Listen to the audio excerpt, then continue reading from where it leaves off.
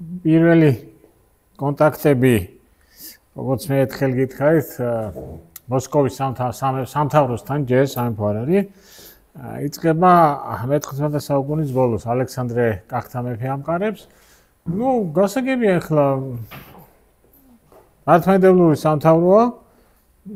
როგორც ჩანს აქვს რაღაცა ინფორმაცია, ძლიერი სამთავროა, ძლიერდება.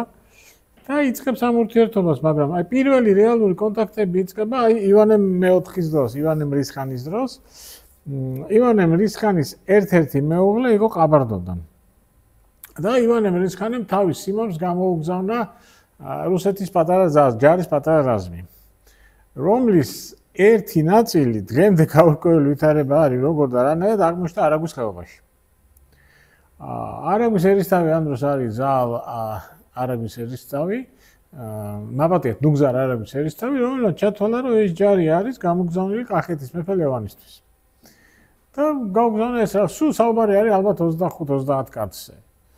გაუგზავნა ლევანს. ლევანაც ჩათვალა, რომ ეს არის მისთვის გამოგზავნილი ჯარი და ეს 30 კაცს დაიტოვა თავისთან. ახლა ამას არანაირ სამხედრო მნიშვნელობაც ხადი არ ქონდა, მაგრამ ამას ქონდა პოლიტიკური მნიშვნელობა, იმიტომ რომ ირანშიც, ოსმალეთშიც, როგორც ჩანს, ეს მოა ჩავიდა.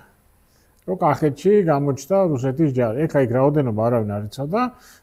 ალბათ დამახინჯებულად ჩავიდა ეს ინფორმაცია სტამბოლშიც და ისპაანშიც და მოკლედ იქ საკმაოდ დიდი შეშფოთება გამოიწვია.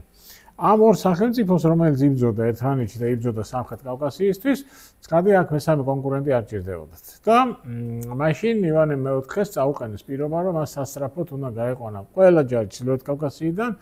თერგის სათავეებში აშენებული ციხე თავისით უნდა დაენგრია. მოკლედ პირველი მცდელობა რუსეთის კავკასიაში მოსვლისა მათთვის აღმოჩნდა წარუმატებელი.